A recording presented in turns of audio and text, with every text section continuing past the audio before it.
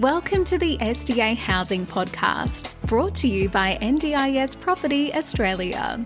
Before starting this episode, we need to provide a general disclaimer. Information contained in this podcast is general in nature only. It does not take into account the objectives, financial situation, or needs of any particular person. You need to consider your financial situation and needs before making any decisions based on the information in this podcast. And you should consider seeking independent and professional advice for your personal circumstances. All right, let's begin.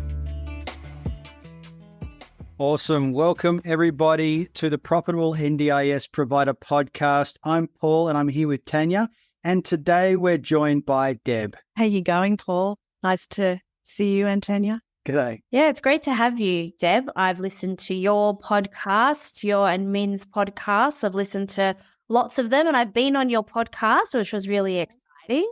And it's great to have you here today. And we're talking about all things SDA, kind of a basic introduction to our audience who aren't across SDA like I suppose your audience is, as to what is this SDA thing, should providers consider moving into that space, and what are the basics they need to know before they kind of decide to enter into yet another world of acronyms, another world of processes, another level of government regulation, really. For sure. Yeah. Yeah, no, I'm excited to be here and to talk about it, for sure. It's what we do every day. So, kind of familiar with it. Do you want to give us a little bit of a background about your journey through NDIS and also for NDIS Property Australia, what it is you guys actually do? Yeah, okay. So, my journey really started about 3 years ago. So early in the COVID days when I was living overseas running a tour company, which had been very rudely shut down by COVID. And Min came to me. I'd worked for Min about 17 years ago. And we were, he had a financial planning business here in Brisbane that I was his office manager for. So we'd kept in touch during that time and he contacted me and said, Deb, I'm starting up a new business in property, but sort of specialising. And I sort of thought you might be interested to come on board if you're not doing anything else and help me kind of start things up. I'm like, yeah, I'm definitely not doing anything else at the moment. So that's basically where we started, building the website, learning ourselves all about SDA from a property perspective, from selling it as an investment. So almost 3 years later, we're going to celebrate our 3rd year anniversary next month. No, sorry, this month. It's the 1st of June. This month. And we have now 16 people in our team.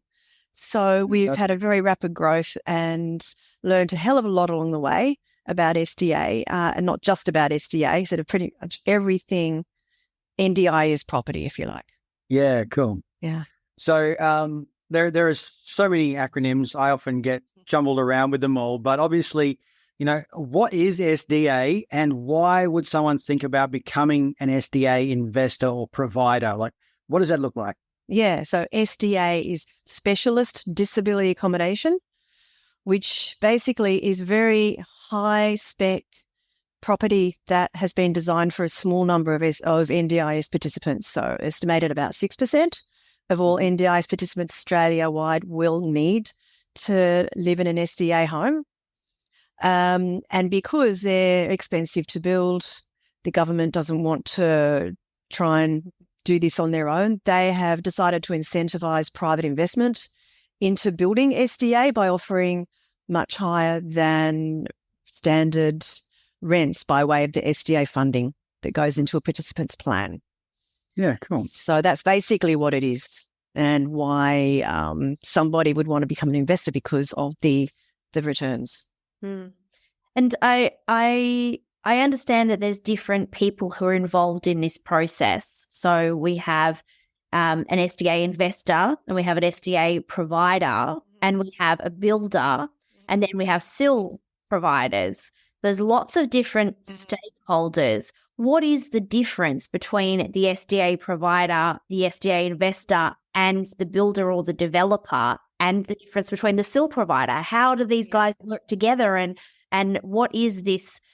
It seems like a lot of stakeholders, a lot of people involved. What are their roles? Yeah, sure. Really good question. There are a lot of people involved, and there's more than you've just mentioned. You also need to take into account the building designers and architects, the SDA assessors, as well, play very big roles in the designing and the developing of SDA. So you start with the builders and developers who decide that they want to build this, and they don't need to be specialists in SDA. They just need to make sure they're following the building guidelines that the NDIA put out. And that's where the building designers or the architects come in. And you really want to be involving people who've got experience in designing specialist disability accommodation, because it is so specific. So it kind of starts with that side of thing. You've got your architects, your builders. They come together, they make a plan, they find suitable property to build it on, whether it's going to be a standalone house or a set of villas, or whether it's going to be a larger complex, a high-rise apartment complex. And then a lot of the time they will want to get funding to build that. So then they will start looking for investors. Mm-hmm. Where a provider fits into this is that once the property is finished, it can't be tenanted without a provider. The SDA provider is an NDIS registered provider for specialist disability accommodation. So they will actually hold the head lease with the investor, with the owner of the property, and then they lease the property to the individual tenant or tenants. So they're kind of like the go-between. They're the property manager, they're the rental manager, and they're also the liaison with the NDIS, and they collect the rents, the funding that comes in, that is then sent to the investor. So, yeah. And then the SIL providers, they come in at the end because they're the ones that are either going to have the clients with SDA funding that need to move into these properties. So they work very closely with the SDA provider. Mm-hmm. And they're also usually the organisation that is actually looking after the care into the tenants. So the SDA provider will generally work with either one care organisation, one SIL organisation who will tenant a property from their own clients, or they'll find one tenant if it's a multi-tenant property, and they will then, what we call the anchor tenant, and find other tenants who can compatibly live in that same property. If it's a single tenant property, it's obviously a bit easier, but you need to have all of those people involved early on. So when I say the property's finished, then the SDA provider is involved. They should be involved a lot earlier, because part of the trick is knowing what to build where, and it's the providers that really have more of an intel on that and what the participants need in that house. So there are basic guidelines, but there's also something called fit for purpose. You need to build the property fit for the people who are going to be living in it. Yeah, man, there's a lot of moving parts, obviously. Yes. Providers, I guess the providers are the ones sort of hands-on dealing with the participants and so know what's available. I guess, how does your business fit into it? Who are your primary clients? Our primary clients are the investors. The property investors, generally sophisticated investors. They can be mum and dad investors. They can be funds. So we have clients that fit from one end to the other end of that spectrum, whether they're looking just for a single property or to build a portfolio of a few, or whether they're a fund looking to buy en masse, one line of, say, 10 units in one complex, or to build a larger portfolio of, 50, 100 properties around Australia or more. So those are our main clients. We're a real estate agency, because we sell property, but we only do NDIS. So we make our money from the builder giving us a commission to sell it to the investors. That's how we work. But we do so much more. We're an advisor and a consultant to our clients who need to be connected with the builder, with the provider, with everybody along the way, so that they can find the right property for them that is going to be a viable property, that will get good tenants, that will give them a good income. So they need to have that assistance the whole way through. This is very different from a regular residential property investment. Yeah, absolutely. So how would an investor get started? How do you help in that space? So we will speak to them about their finances, what they're looking to achieve. And firstly, we would need to know that they financially qualify, because it is a more expensive property investment than a regular one. And lending is harder. There are a lot of more moving parts to this. Valuations are different.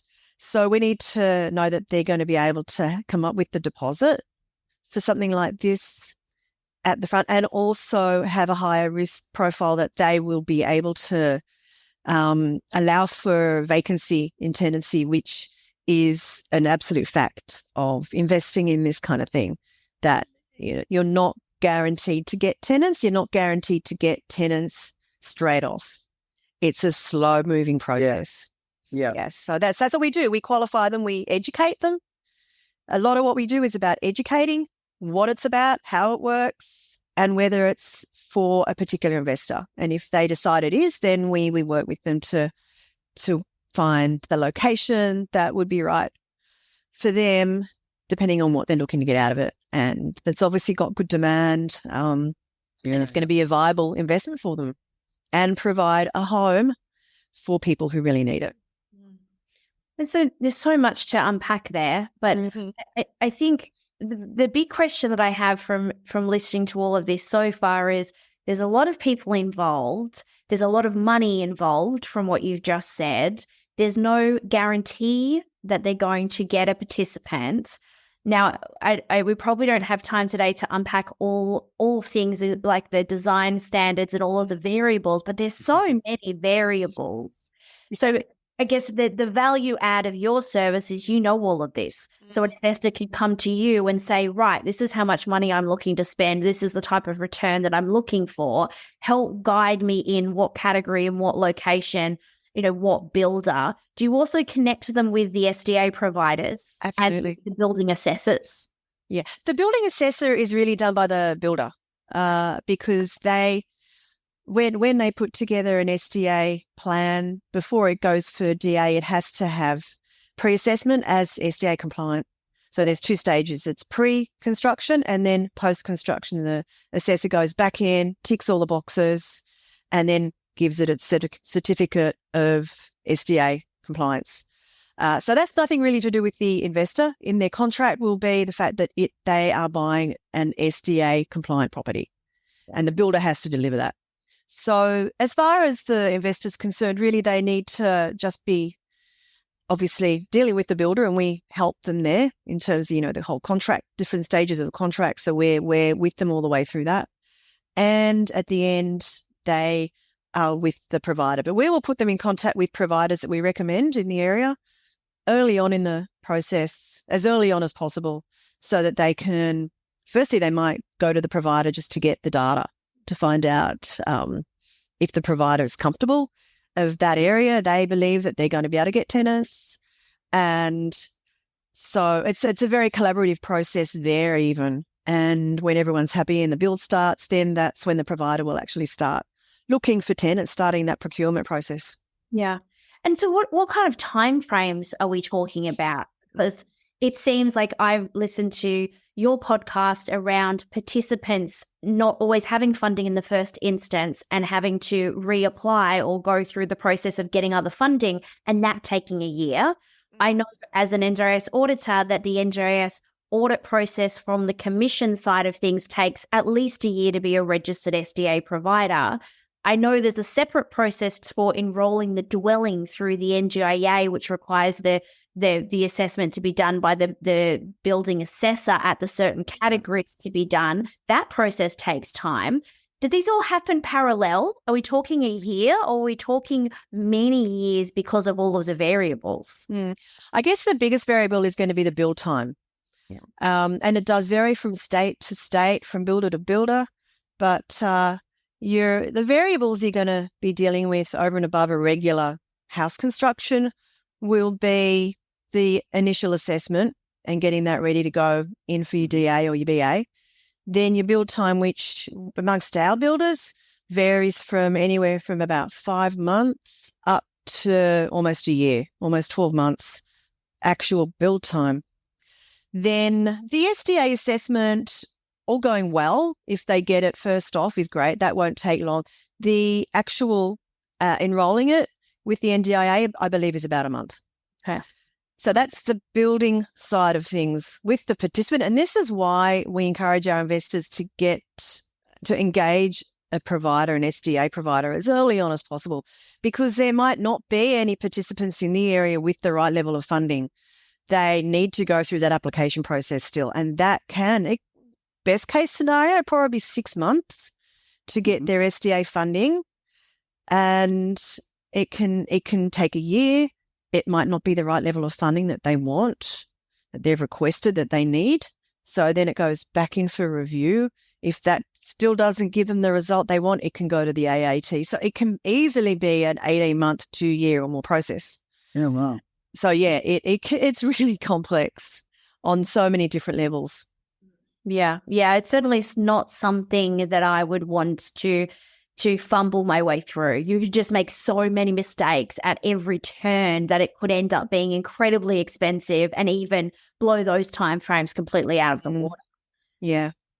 So we have different terminology, if you like, for our property types in terms of whether they are provider-led or participant-led or builder-led, just meaning whether the builder has just come to us with a package that they believe is in a good location, fantastic. But what we like to sell, I think the best option for everybody is what we call provider-led. So this is where the builder is working with a provider already, and they've worked together. It's in a good location. It's the type of house that the provider or the type of dwelling that the provider believes has demand in the area.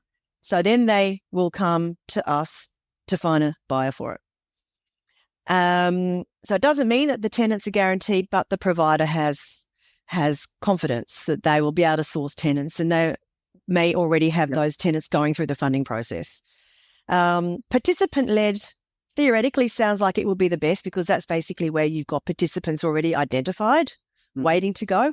But then you rely on the build time, which has all those variables that we mentioned. And if it's a shorter build time and the whole process happens within 8-10 months, fantastic. If they're already SDA funded and they're able to wait for that time, that's great. But it can take longer. It can take 18 months. It can take 2 years, especially up here in Queensland. We had such bad delays over the last 2 years with building industry that, we have had a lot of projects were just literally stalled for a year. Nothing happened on them. And those participants that were lined up for that property found somewhere else to go and they're gone.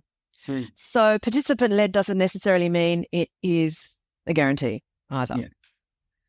Hey, is there often times when a SIL provider, the people who are providing the service in the house, are also the SDA provider? Yes, that often happens. Yep. The NDIA, I know, have a little bit of a concern on that, believing it's a bit of a conflict of interest. And from my understanding, is they want to kind of move away from that model and really keep the support of the bricks and mortar and the supports completely separate. Yeah.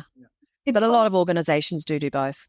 The conflict is that a participant has to have choice and control. So if they're in the home, they should be able to choose a different SIL provider than the SDA provider. So as long as that is transparent and they know that they're both, they just need to be given the choice at every service agreement every 12 months to choose a different SIL provider.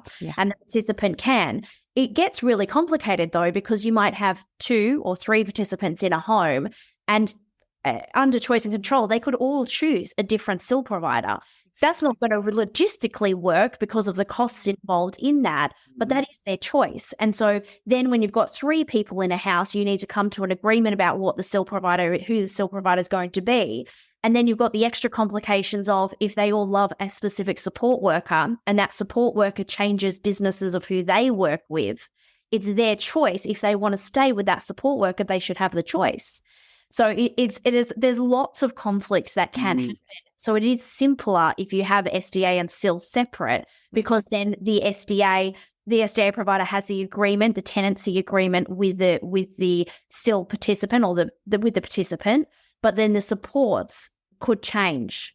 And the supports can change as well. And I understand that SDA providers will have agreements in place with SIL providers for a fixed period of time and then cycle through them to make sure that there is a good level of care, that there's transparency over the supports being provided, rather than lock in for 5 years with the same SIL provider and not really know if they're doing a good job, and then that impacting the participants and them wanting to leave that home. Yeah. There's many angles, I guess, that you can look at it through. Absolutely. And this is, I guess, the concern of a lot of investors, because we do explain these kind of issues to them. And it's what makes it such a difficult area to get into as an investor. You really do have to be willing to take periods of vacancy in your house, because you just never know. And the only way really to future-proof it as much as possible is to build for as little tenants as possible, so single tenancy or maximum 2-tenant properties, and to future-proof it in terms of your inclusions in the property. So it is better than anyone else's in the area, and your tenants aren't going to want to leave because they've got all the bells and whistles and all the extras they can possibly want, because at least then they'll want to stay in that house, because having the support side of it is so complex.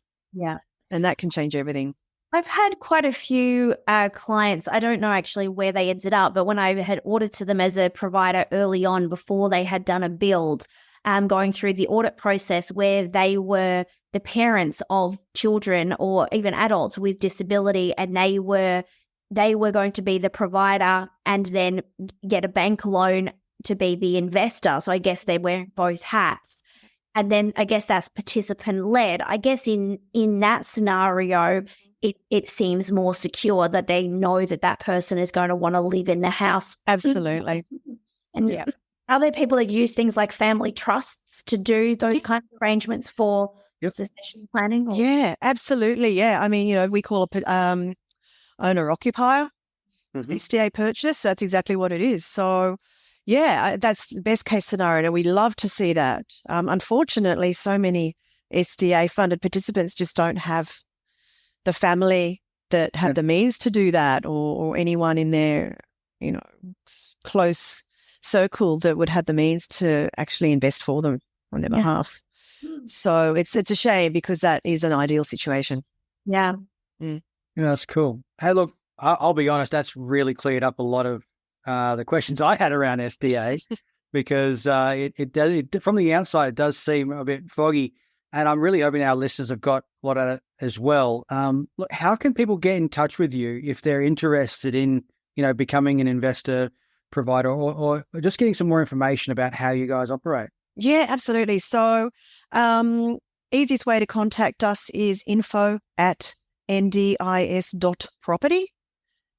Or our phone number is 1300 254 397.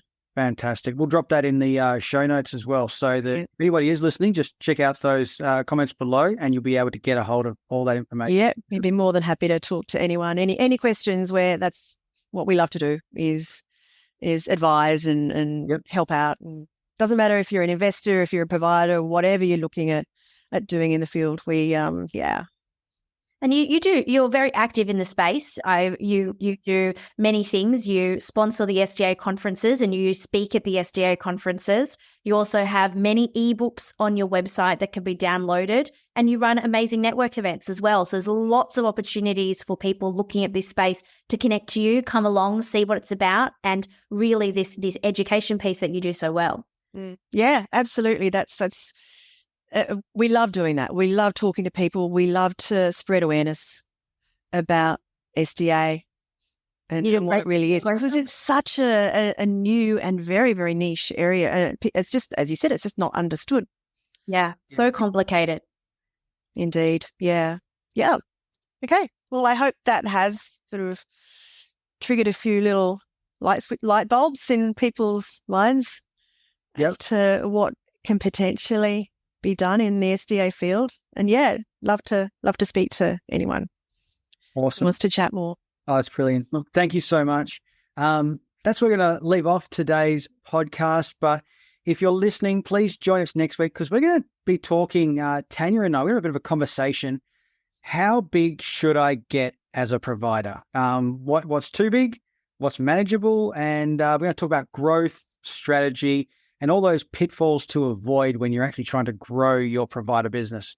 So we will be here again next week. But thank you so much, Deb, for joining us today. It was fantastic. You're welcome. It's been great. Really enjoyed it.